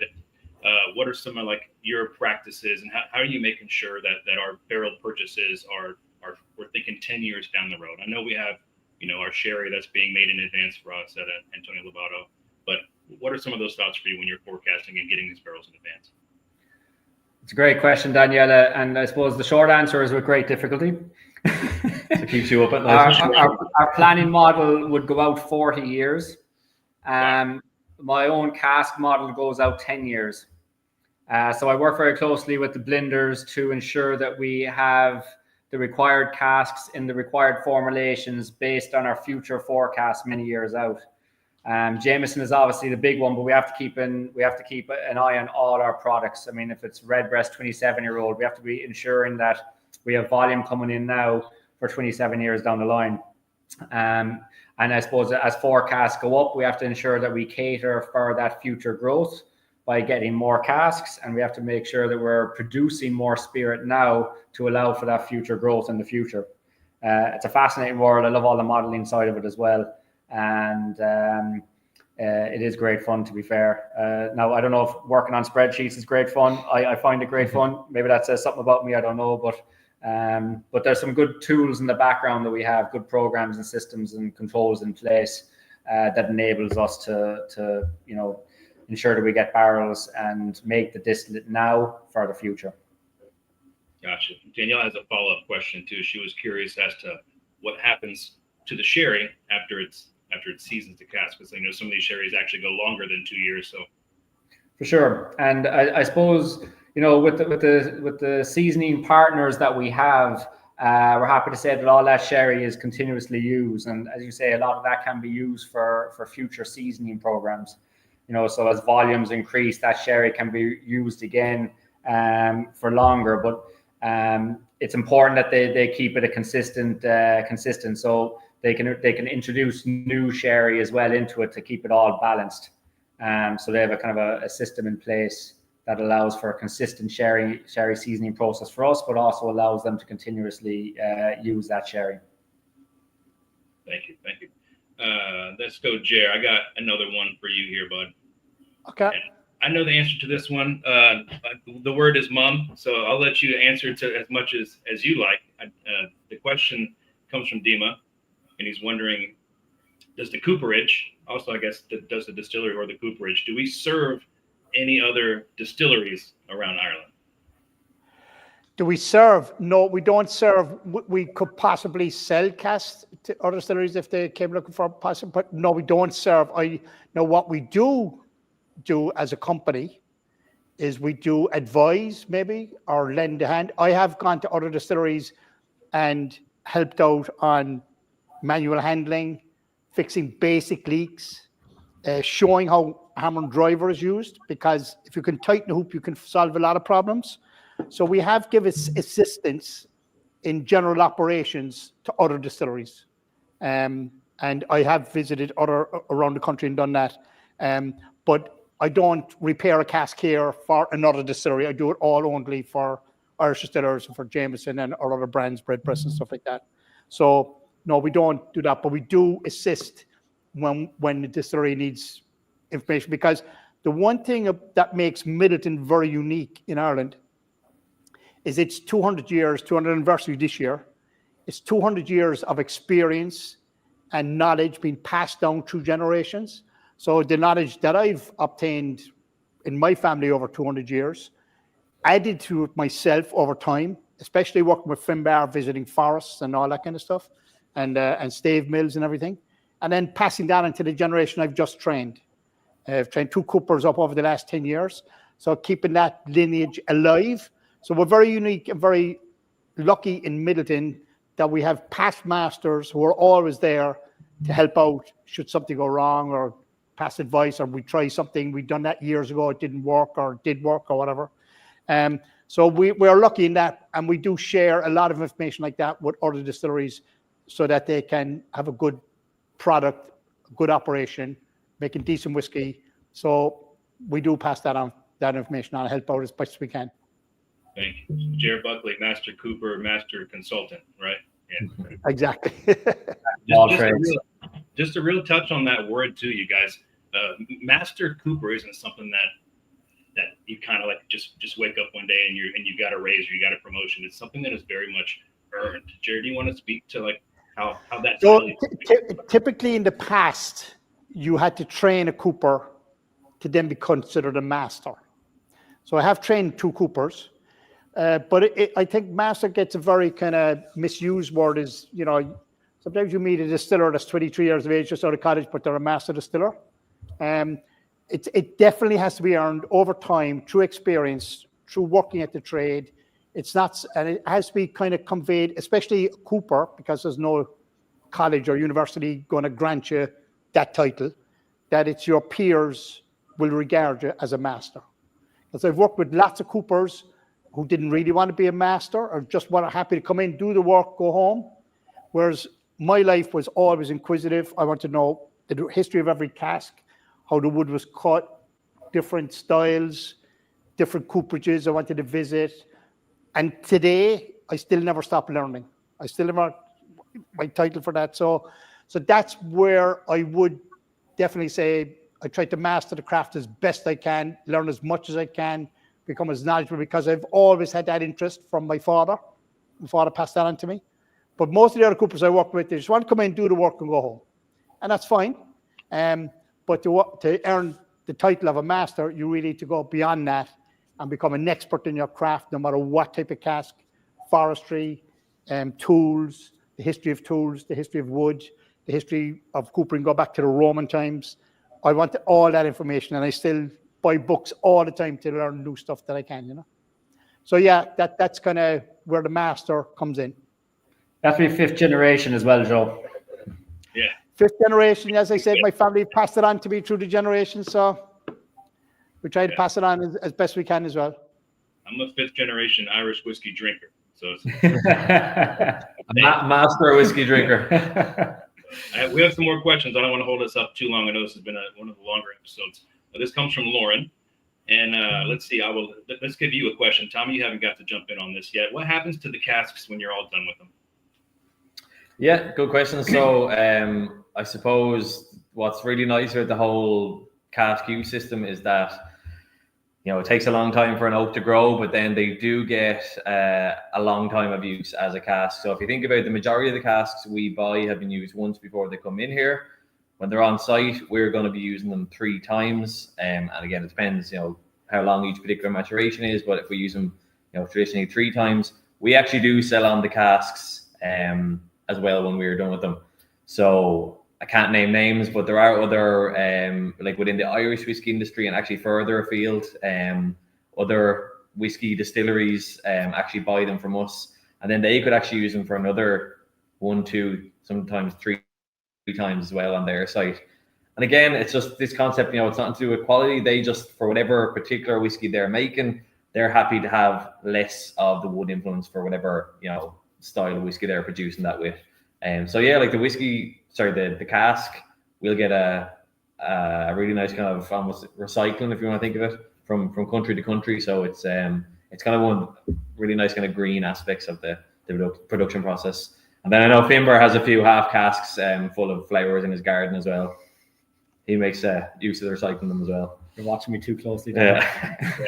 In fairness, the lifespan of a cask can be multiple decades. You know, it's a fantastic way of locking in carbon. So from a sustainability perspective, I suppose, something that we probably don't talk about as much. You know, as the cask moves from discipline to discipline, it's just getting further life. That cask can also be regenerated as well. You could scrape it out, you can rechar it, and it can go for much, much longer as well. It brings it back a couple of rotations. As Tommy was talking about the tea bag, you know, if you regenerate it, you can get kind of a better tea out of it, I suppose. So, you know, there is a long kind of life cycle there with cask, which is great. Thank you. Then this question comes from Maggie. And this question, we might have touched on it a little bit in episode 1. This is going to be touching on the use of ex-bourbon. And, you know, some of us know that after Prohibition, we created that rule of virgin American oak. But I'm sure there was experimenting going on longer before that. But the question is, do you have any info about how Irish whiskey first ended up experimenting with ex-bourbon barrels shipped so far from overseas? I suppose historically, you know, we would have used you know, a lot of European hogsheads as well, and you know, at some stage we switched to ex-bourbon barrels. I'm not quite sure when that switch would have happened. I mean, we're talking. I can answer that one for you, Finbar. There was a lot. So, so the first evidence we have is our first full American bourbon barrels coming into Ireland, into Middleton and Dublin, was in 1965, was the first evidence of it. By the 70s, we started to import shucks, that's dismantled cask like I did earlier on. So when I started in 76, every man was doing 5 shucks a day from scratch. but was what we call traditional casks, which are hogsheads and butts, were the main cask that we used. The reason for American cask becoming so popular is under the rules of bourbon that you could only use a cask once. So there was a massive surplus of casks in Kentucky and Tennessee. They were virtually free at the beginning when they first started to export them in the 50s, 60s, whatever, 70s, just to get them off the lot, as they would say. And then as ourselves and other distilleries around the world started to really enjoy the flavors coming from the American oak, for example, our master distiller, ex-master distiller, Barry Crockett, loved American oak, loved that sweetness, and he only used American oak in Middleton, very rare, because of that sweetness. So we started to become in love with the American oak and the flavors it brought, and it kind of gave us an extra profile. So that was the first change in maybe over 100 and odd years from European wood, European oak, Quercus roba, to American oak. There would have been American oak coming into the wine business long before that and stuff like that. But that's the earliest evidence I've heard of in our distillers of American oak coming into us. It was about 1965. Awesome. Thank you. This is the last question from the listeners and the viewers. Any other questions that come after this, we'll get them over in an email or we'll shoot you a message. This comes from Kylie. For the other cask additions, are those produced in smaller increments due to smaller barrels, like the 225 and the 200?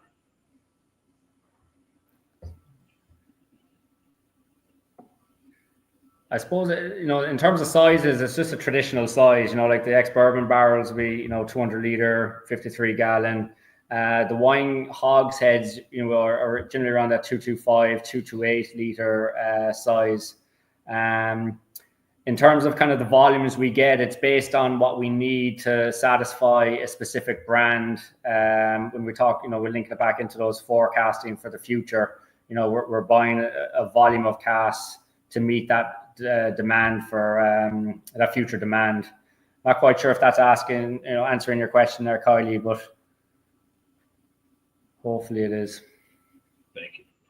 I got one last question before we say goodbye to everybody. And I just want to know between the three of you, what are you excited about? Like the innovation that's coming down the road, what's getting you pumped up? What are you excited about as far as, the barrel program or wood science? I go first. I just let it tell us about any of the secret whiskeys coming, but if you got anything you're really excited and I'd love to tell you. Sure, spoiler alert. Yeah, they'll never let me do one of these again. But I think, look, Method of Madness. I love Method of Madness. I love looking at the different wood types. I think that's for me, it's fascinating just seeing the science of it. Doing something that's really, completely different from what we've done traditionally and historically. So, my own point of view, again, I'm more on the wood side. I just think that, the wood innovation is probably an area that we could do a lot more. And I'm delighted to see the likes of Chestnut bridge that gap from kind of a smaller brand like Method of Madness coming into Jameson. And I'd love to be able to see some of those innovation wood types make that leap into a big brand going forward as well. Yeah. Jared, besides retiring and hanging out with your family, what are you excited about in wood science? So the one thing that I've really enjoyed over the last number of years working with Finbar and Kevin O'Gorman, our distiller, and is actually going to where the oak has been grown. For example, US, we go to Kentucky, we link up with growers there. We meet the entire family. We learn the whole history of the land, the whole history of the family, how they got the land originally and all that. The respect they showed us for the land, the love they have for the land. So, for example, we released a number of years ago a Redbreast American Oak tradition with the Taylor family from Kentucky. I feel best friends. I can't wait to go back and see all those people again. It was one of the most magical times we ever had. The same happened in Spain and in Hungary, and just meeting people on the ground level, working with the oak, the foresters and all that. Every time I go there, I learn something new every single time. So that in future years to come, doing more of that, going to different regions, different forests, that would really excite me. And that's something that has really thrilled us over the last number of years. And the fruit of that was we started out with Irish oak, and then we expanded it by doing the release of the Redbreast American oak in the US, which was only available in the US. I managed to get one bottle myself eventually, and I just prize it. It'll never be opened. This just brings back the memories of those amazing kids. So they're the things down the line there's going to be more of. And it's that individual connection with the families, the growers, the history, the region was extraordinary. And if we were to go in, we could spend another hour talking about the time we had in Kentucky and the people we met and the history of how they got in there. And it was incredible. So they are the things that I'm excited to see coming down the pipe later on. I might be directly involved myself, but they're the ones I'm excited about. Yeah. They are the best of days you'd ever put down at work. Phenomenal days. Phenomenal. Yeah. Great trips. I could talk to you guys for hours as well. We were half an hour already over, but I would do it again. That you guys have so much information for us, and it's incredible what you do. Don't tell Dave or Kevin, but maturation is my favorite part of the process. Good man, Joe. I love it. I want to say thank you, guys. I want to say thank you, Finbar, You're welcome. Tommy, Jer. Amazing. What a cool setup. Everyone gets to kind of see what your world looks like in your little screen here. Good. I love that. Obviously, thank you, Jameson Black Barrel, for putting on this class. You're welcome. Can't wait to be back in the US again. And for those still tuning in, if you've enjoyed this class, of course, please hit the like, hit the love button, show us some love in the comments like you have.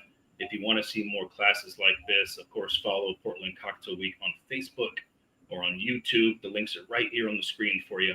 We're also, of course, on Instagram. You can follow PDX there, Lush Life Productions. You can see what's happening, what's coming up. We got some exciting things, of course. We have tales around the corner, as you guys know. You can also follow Jameson on Instagram. You can follow myself at Make Dram Sure. Shoot me a message. I'm always happy to answer your whiskey questions or help you out where I can. For those of you in the classes on Wednesday, don't forget, last week's test is due tonight at midnight. Turn those tests in. And we'll see you here next Tuesday. And what comes after maturation? Of course, it is blending. And we're going to meet someone very, very cool. I got to work with her in Texas for a week. And Deirdre O'Carroll is going to join us, and she is a master blender. And she's going to be back here with Kira as well. And we're going to talk all about the magic of blending. It is a very, very tough job. We're going to learn all about it. So thanks for tuning in. Until next time, be well, stay curious, and sláinte. Cheers, guys. Sláinte. Sláinte.